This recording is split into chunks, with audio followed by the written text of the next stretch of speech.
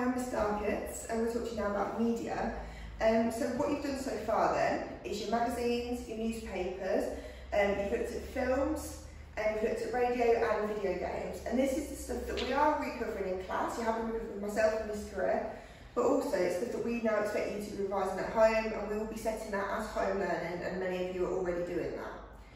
Yet to come then, we need to do our MEAs, and we will let you know of any changes to that when we get 100% confirmation, and then we decide how we're going to go forward, working best to help the students to achieve the best possible grade. We've also got a little bit more film to cover and music videos. After that, we're looking mostly at revision of the key theories and of the content so far, because there is a lot of content and a lot of theory for you to remember for the exam. In terms of helping you to do that, we are going to be running after school and before school booster sessions, which you will have been invited to, where myself and Miss Career will be looking at the key theories and the key content that we have already covered. We will also, later on after your PPE, which Miss is going to talk to you about in a moment, later on in the year, we will also be running more revision sessions as we get towards the actual GCSE. Okay, Miss? Okay, hi. So like what Miss Darkett said, I'm Mrs. Career and I'm also Head of Media Studies. So just to give you an outline of the exam itself, so your media exam consists of two separate exams, which will be sat around June time next year. Now, the first exam is a component 1 exam, and that exam focuses mainly on 2 sections, which consist of media language, representations, industry and audiences. Now, the set products will come up at random in your exam, and your questions will consist of short style answers and long extended essay style answers. So section A typically focuses on media language and representation, and section B usually focuses on industry and audience.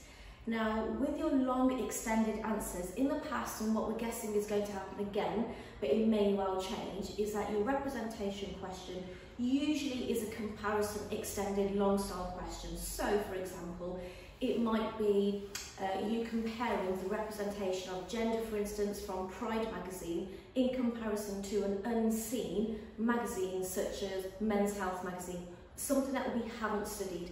And they do that, the examiners really want you to focus on, and they want you to show off your knowledge that you know, what you know about representation and how well you can construct an answer incorporating theory and media language combined.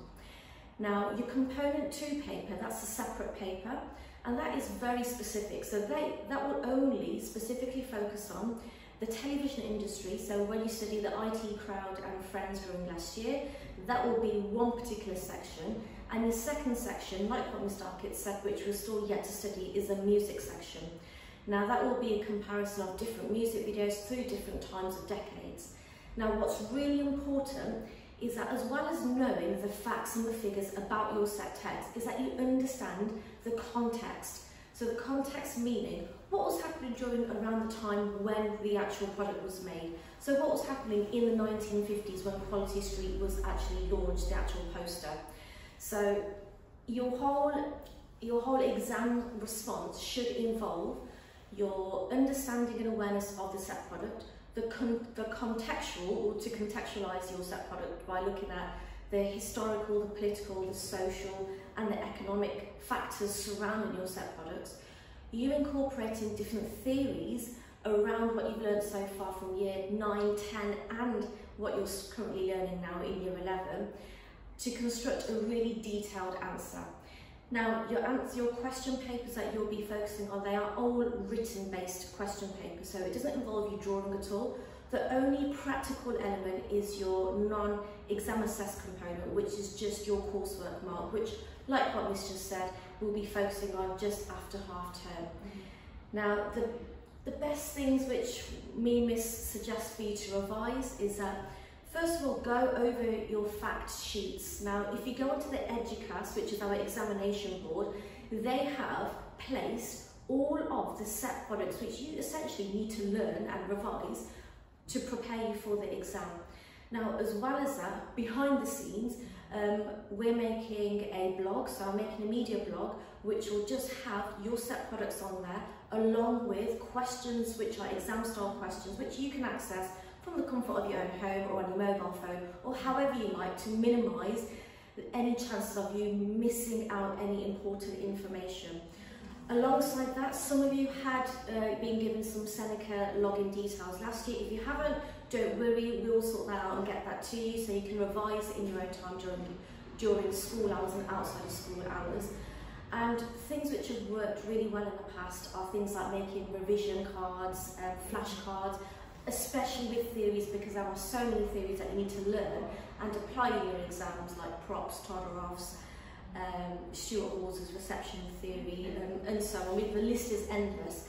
But things like revising, spending 5 or 10 minutes just reading through your set products, just to help you, to give you that head start for when we come down to practicing your exam. And in class, we're going to be focusing on how to actually write the answer, aren't we, Miss? We're going to do, once a fortnight, obviously, you either have me or you have Miss Career, depending on who is your main class teacher. And in those lessons, that is a key theory lesson and a writing for the exam lesson. So you'll have those once a fortnight now, all the way through the year up until the exam. And obviously, that's learning to write using our PEET writing frame and applying the theory. So don't feel overwhelmed, because we are always here to help you. But like Miss says, get your theories now, know what your key products are, and then it's just all about practicing that writing, isn't it? Yeah, definitely. And I think the final thing is that, Miss has mentioned it before anyway, but if you have got an invite, do attend those booster sessions before school and after school. And during lunch times, I'll be setting up a drop-in session. I've usually done it previously on a Wednesday, so just a drop-in session, just to give you a chance to ask any questions, and if you have any concerns about media, just to ask. And I think that pretty much sums up GCSE Media. So thank you. Thank you.